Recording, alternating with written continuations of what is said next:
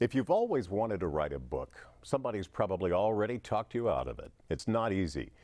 But how about a children's book? That's a lot easier, right? Find out in a conversation with children's book author David Michael Slater.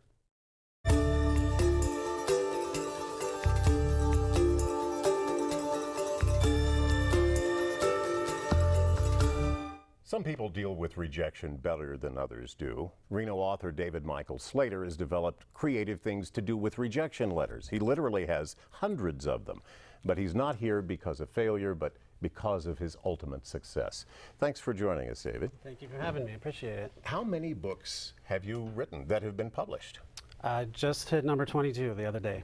Number 22. Number 22. So all these books that we're looking at here in front of the desk, looks like a small children's library plus an adult book, and you have published all of those. I have. It's been an interesting and exciting ride. Every single time it's pretty wonderful. Well, I want to get into definitely how you got started with that, but let's talk about another category that recently you took top honors with the Book of Nonsense. We did. It's part of this series called Sacred Books, and this first book has been out for a number of years, but we recently decided to do a promotion free on Kindle, and we were expecting a little bit of response. It's a very small publisher, and just completely shocked. It went to number 1 in 2 days on Kindle's free kid lit fantasy, and just today it hit number 1 on their adventure category, so we're ecstatic about it. That's amazing. Now, it also seems like it's cheating a little bit when you make it free, and do you ever see any money from that? Well, the plan is, because it's a series, that we're going to hook people, and so we're excited that giving away the first book free is going to lead, and we're just slowly starting to see sales in the ensuing books, and we're fingers crossed that that'll snowball. Well, I certainly hope you're right about that. And the series, I'll turn these a little bit so that we can see. You have 1, 2, 3, 4 books in the Sacred Book series? With 2 more coming, yes. Oh, so that's been an ongoing thing for you. Yeah, they're actually both done, and we're just kind of waiting for the right opportunity to send out the next. And when it comes to opportunities, with the Book of Nonsense in particular, you have possible movie deal? Possible movie deal. It made its circuitous way through sort of luck and happenstance, which I can talk a lot about if you want, to into the hands of a former producer of The Lion King and Curious George. And he loved the book, and he's on his own, so he's not going to finance it. But he found a screenwriter, the woman who wrote Dolphin Tale, and she loved it, and so they've been trying together to sell it as a project. She may or may not stay on with it, and but hopefully, given his experience, and something will get hold, and who knows? Yeah, that's one of those things you don't have any control over. Absolutely. You just know that someone powerful likes it and might be able to do something with it. Right, and just keep your fingers crossed. That's pretty much it. Yeah, let's talk about what you do for your day job. You are a school teacher. You teach English. I teach English. My experience is 13 years teaching 7th grade, regular ed. 3, I jumped into the high school and taught juniors and seniors some college writing courses, and now I moved to Reno last summer, and I'm teaching in the Gifted and Talented Magnet at Pine Middle School. And that has to be a different experience all of its own. How has it changed from the way you see teaching from regular school to being part of the Magnet School at Pine? It has been completely different, 180 degrees. I was going to say 360. It'd be the same. I enjoyed all my years teaching in all 3 of my places, but the 13 years I'm teaching regular at 7th grade was often frustrating. I taught in a low socioeconomic area. Kids were nice, great relationships, but many of them just no support from home. And they're just, they're happy to kind of do what I asked them to do there in school, but, outside it wasn't going to happen. They're not going to read the book out of the class. Homework, very seldom. So that was difficult. And here, it's like I said, the absolute opposite. These kids are just phenomenal. I mean, they want to learn every single day. They want to hear what I have to say. They usually learn after my teaching them once. Their parents are fully involved and supportive, so I can't say enough about it. It's been wonderful. You told me about a parent visit night at your old school versus your new school? Maybe 2 or 3 parents in the old school. Yeah, and maybe 2 or 3 don't show up this time. So yeah, very different world. And this is probably good for us to hear as people who live around the Washoe County School District. We hear a lot about our schools being near the bottom of the bunch. Based on your experience, which is somewhat atypical being in a magnet school, that's really not the case. Not at all. And actually, it looks to me like the magnet program is growing. I know it's growing. We're added a 5th teacher. Well, we're trying to right now because we have more kids pouring in. They're just expanding it. People all want in it because they like what's happening. And what we're hoping to see is that some of the techniques and strategies used in the GT program will be adopted on a wider basis. That's the hope. And you have an opportunity to train perhaps future writers. Is that kind of a carrot that's being dangled in front of the students and the parents? Maybe not intentionally, but I see it. I mean, the kids were so excited. I knew I was coming somewhere special. We have this sort of online Facebook-y thing for students called Edmodo.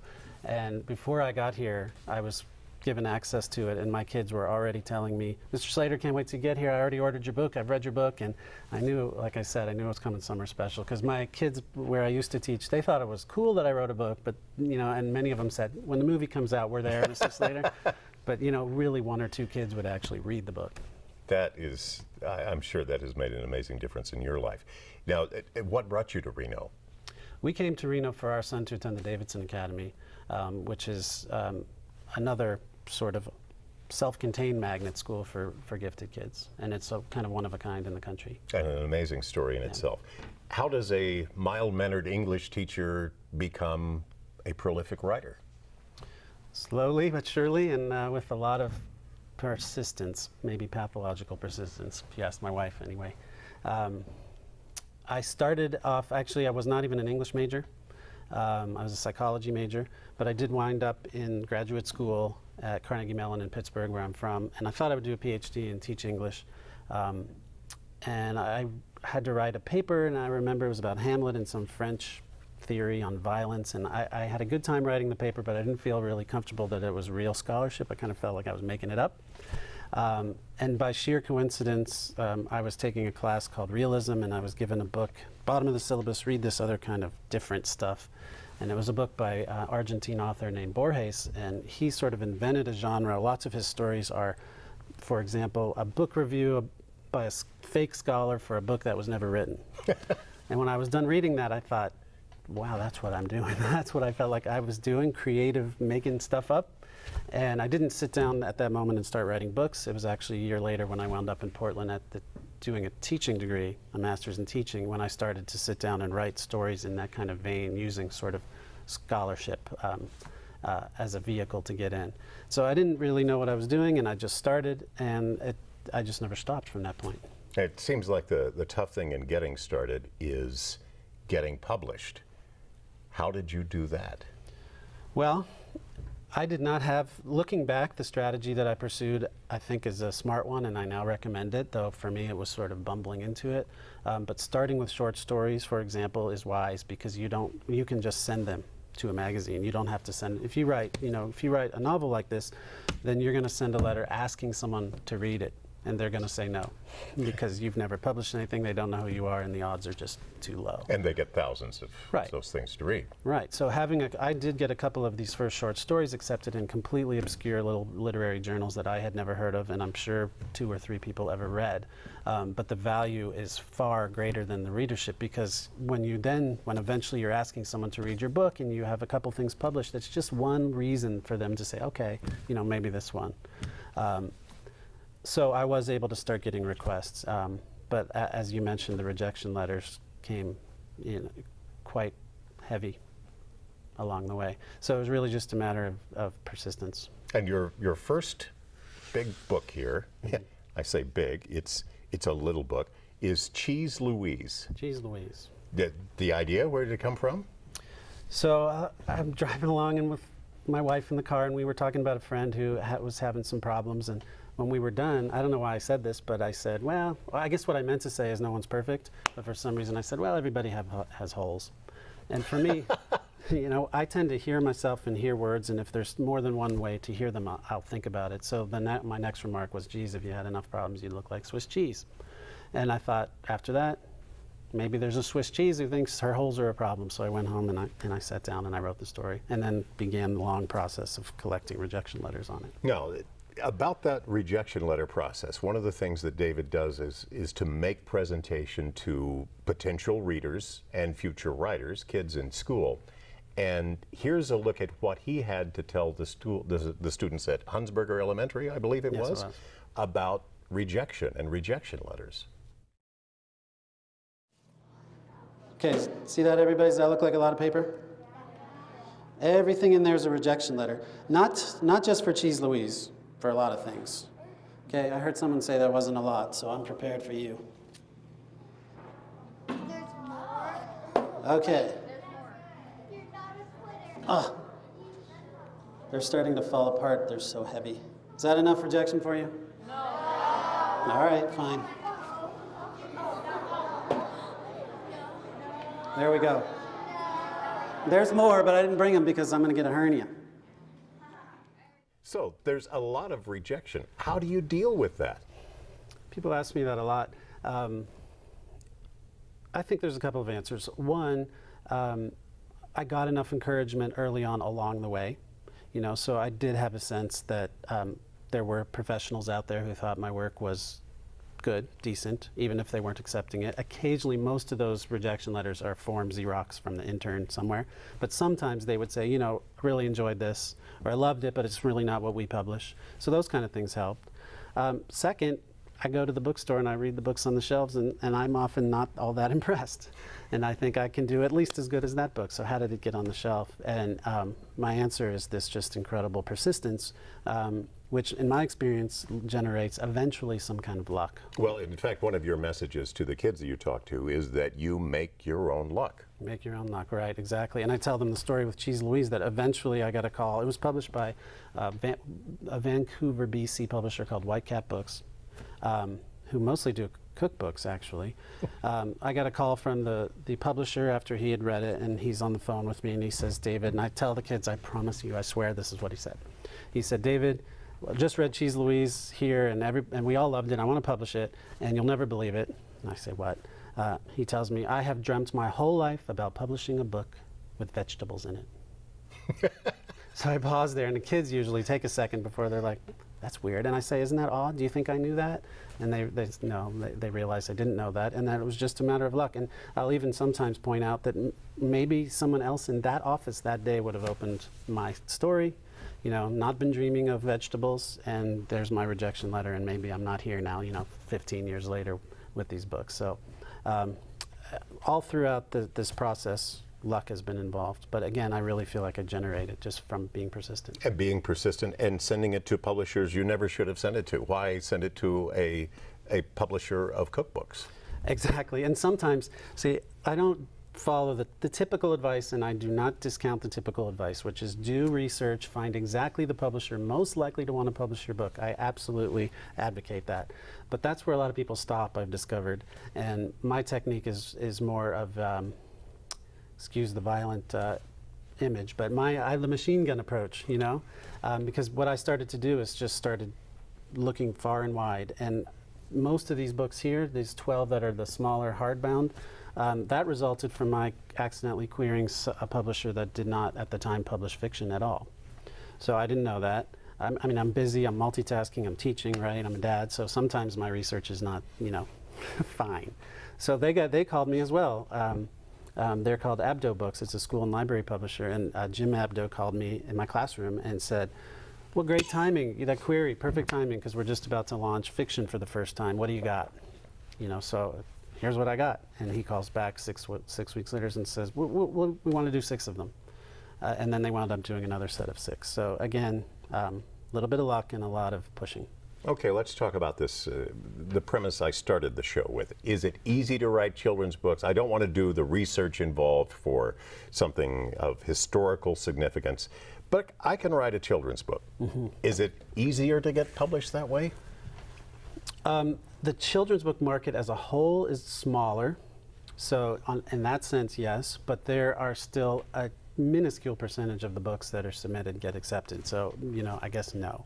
And also, I have a number of friends now who are agents who tell me that one of the banes of their existence is the fact that everybody and their mother, literally, think that they can write children's books. So they're just swamped with stuff that isn't remotely, you know, publishable. The letter always says, oh, my grandkids love this book, which of course, you know, they do. So no, it's not easy. I haven't found it really any easier to get accepted than any of the other genres. And I think that's one that might make me a little bit unique. I'm not sure there's anybody publishing kids, middle grade, and adult out there. So I get a sense of all three markets, and none of them have felt easy. We'll get to your growing up into adult books here in just a moment, but another thing about the difficulty of getting a children's book published, Michael K. Reynolds, who I talked to recently, who has done a trilogy of historical fiction having to do with Irish immigrants, really big undertaking. He said that he wouldn't want to tackle children's books because what do you want when you buy a children's book? You want one of the classics that you read when you were a kid. So a lot of the old books sell over and over again, and it's hard to sell a new idea. It's true. And one of my goals, and I'm gratified to hear that I generally succeed with the picture books, is to please the parents. I get a lot of parents who say, your books are one of the few that I don't mind reading because my kids make me read it 1,000 times a day, you know. And so to be able to please, there's a lot of wordplay and jokes, so the humor often can please almost any level age reader. So that's another thing that I don't know that everyone endeavors to do that, but I find that's another challenge level in the process. And once you got published, you were not an instant hit. You tell the students another story about how you had your first signing and your book reading, and how many kids showed up. Let's see what he told the kids at Hunsberger. I want to tell you why I absolutely love seeing such a big group like this. And it has to do with my very first book. It's called Cheese Louise, this one here. Okay, it came out 13 years ago. And when it came out, I was living in Portland. And I got a call from Borders Bookstore. And they invited me down to read the book at Saturday morning, story time. I'm sure you guys did that once in your life, right? So this is my first book. I'd never read it to anyone or any book to any kid, so I was super excited. I show up nice and early. And we'll want to guess how many kids showed up for my very first ever author appearance. What do you think? 3. 3? He thinks 3? Hold that thought. What do you think? 155. 155 would have been awesome. But no, it was not. It was less. What do you think? 86. 86 would have been awesome, but it wasn't 86. It was less. What do you think? 72. 72 would have been awesome, but it was less. See where I'm going with this? What do you think? 2. But 2 would have been nice. You see where we are? One little girl showed up. Are you all very sad for me? You don't look it. Thank you. Then do you think she was all quiet and listened to me like you're doing? Actually, she did. But she did something else the entire time quietly while I read. You want to know what? Picked her nose. You guys, I was pretty sure that was my last day as an author and my first day. So you didn't have an easy time started, but you have written, it seems like, several types of books. There are the wordplay books like Cheese Louise. There are the picture books. And then the Book of Nonsense with the Sacred Book series. What's that about? Best description I've heard is Da Vinci Code for teens. It's about a pair of twins. They hate each other. They're about to turn 13. And their father's a book scout who comes back from Turkey at the beginning of this first book with this ancient manuscript that's falling apart, and it appears to be full of just random nonsense. But as soon as their dad brings that book into their lives, set in Portland, weird people are following them. They start to suspect that there's some sort of hypnotism language inside, and they begin to investigate the history of the book. And so it goes back through history, back about as far as you can go through this series. And so some people consider the books mystical or magical, and that's where the Sacred Books title comes from. Interesting, and obviously they're well received. How many in terms of a particular book will be sold? No idea. You never know. This is a very small publisher. See, there's such advantages and disadvantages. I have a friend publishing a very popular series, multiple tens of thousands, that's getting canceled because the expectations from a large publisher are so vast. This one, this great little publisher in Texas, has been patient with it. And so for them, they may only print, I think the first run of the Book of Nonsense was only a couple thousand. And we've, just in the last week with the ebook giveaway, like blown that away. So I don't know. With these guys, with these books, in the thousands for now, and hopefully a movie will change that, or it won't. But either way, they're pleased to keep the series going. So I'm just really grateful for that. And you have progressed from the children's books to the teen books to now one for adults, fun and games. Yeah. And how do you describe this? Set this up for us. This is a book about a dysfunctional family, a hilariously dysfunctional family in 1980s Pittsburgh. The main character is a boy named Jonathan who just lives with a strange constellation of people. One of his sisters is almost too beautiful to function in the world, and the other is almost too smart to function in the world. And his grandparents are Holocaust survivors with really embarrassing coping techniques. And the book is funny, but there's a strain of something really serious in it, which I think makes it unique. And it follows his life as he just tries to grow up. Is there anything autobiographical about this? It's geographically autobiographical. That's all I can say. The boy grew up where I grew up. Literally, the house is the same. He winds up at the University of Michigan, where I went to school. But otherwise, I tell people, it's my life, but funny and dramatic. Otherwise not. Now, we went to your book signing last weekend at Barnes & Noble. So this seems like this is actually a pretty big thing. You were reading to people who actually came for the event, and then you were signing books, which means you were selling them. And nobody was picking their nose, so I was very excited. That's very good. Yeah, this is promising because we, again, a little bit of happenstance, this book got into the hands of the New York Journal of Books. Generally small press books, it's very difficult to get any kind of national review. Very, very difficult. That is one of the big challenges. But this one, just a LinkedIn coincidence put me in touch with them. And so this quote on the top, comparing it to David Sedaris, is opening a lot of doors. So the readings and requests from Entertainment Weekly and Time, all of a direct result of that, because otherwise they're not. This is another small. This publisher's in New York, but it's another small operation, and without that quote, those doors likely wouldn't have been open. And you mentioned an inquiry by Time magazine. Yeah, Time, New Yorker, Entertainment Weekly. It doesn't mean they're going to do it. So it's kind of like, the Lion King producer. Is it going to pan out or not? I don't know, but the possibilities are there now, so that's exciting. That is really exciting. So what advice do you have for the would-be authors? Does it have to do with discipline in writing? Is it strictly a matter of just sending the book everywhere and hoping for the best? I have a couple pieces of advice. First of all, a lot of people find it hard to believe that just a little bit a day of writing is worthwhile. They really, because I'm busy, I honestly don't get maybe some days more than 15 minutes of writing time, and I'll take it.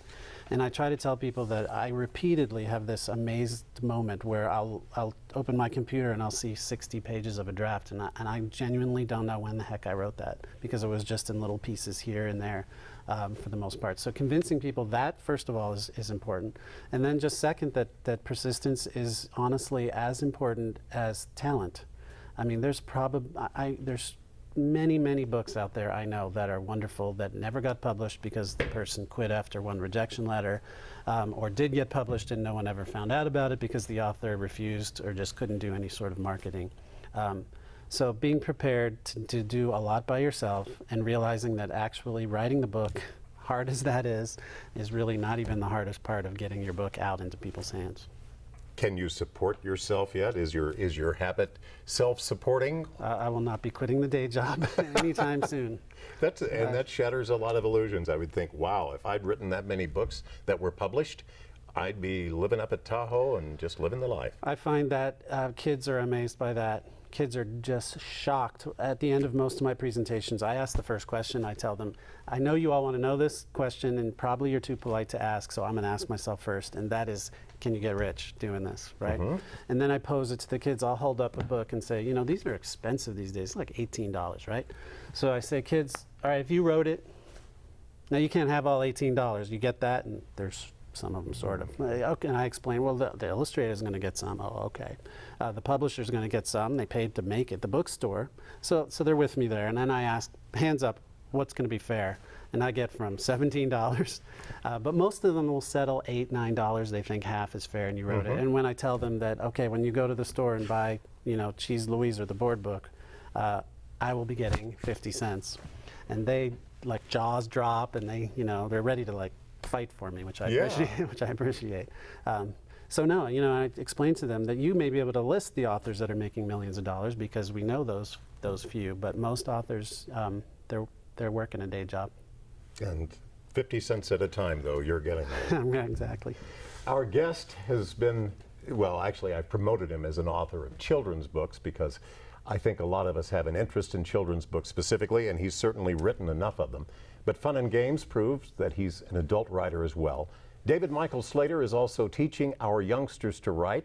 Middle school English is a good place to start for that. David, thank you very much for sharing your experiences with us. Thank you so much for having me. I really appreciate it. I hope you remember the little people someday when you make it, when you really make it to the big time. Very quickly, how do you define success? Just be loving what you do. In that case, you are successful. Absolutely. David Michael Slater, thank you very much for joining us, and thank you for being a part of A Conversation.